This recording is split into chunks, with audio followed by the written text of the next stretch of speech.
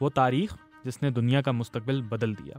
2 اگست 1939 کو Albert Einstein نے امریکی صدر فرینکلن ڈی روزاویلٹ کو ایک خط لکھا اور اس کا نتیجہ نکلا مینہٹن پروجیکٹ کی صورت میں، ایک ایسا خفیہ منصوبہ جس کا مقصد تھا ایٹم بم کی تخلیق۔ خط میں آئنسٹائن نے یورینیم کو ایک نئے اور اہم توانائی کے ذریعے کے طور پر بیان کیا جو انتہائی تباہ کن بم بنانے میں استعمال ہو سکتا تھا۔ مقبوضہ چیکوسلوواکیہ میں جرمنی کے یورینیم کی فروخت روکنے کے فیصلے نے امریکہ کو پریشان کر دیا اور یہی پریشانی مینہٹن پروجیکٹ کا سبب بنی۔ مینہٹن پروجیکٹ جوہری ہتھیاروں کی تیاری میں جرمنی کو شکست دینے کی دوڑ کا مرکز تھا۔ اس خفیہ تحقیقی پروگرام پر $2 ارب خرچ کیے گئے۔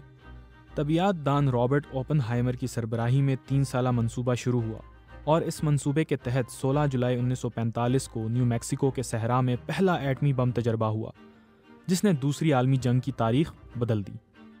دوسری عالمی جنگ میں جرمنی نے ہتھیار ڈال دیے تھے لیکن جاپان نے نہیں، جس کی وجہ سے اسے اس خطرناک بم کا نشانہ بنانے کا فیصلہ کیا گیا۔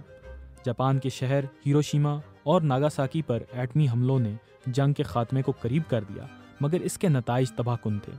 ایک اندازے کے مطابق ان دھماکوں میں 2 لاکھ سے زائد افراد ہلاک یا زخمی ہوئے اور تابکاری کے اثرات نے آنے والے برسوں تک لوگوں کی زندگیاں متاثر کیں۔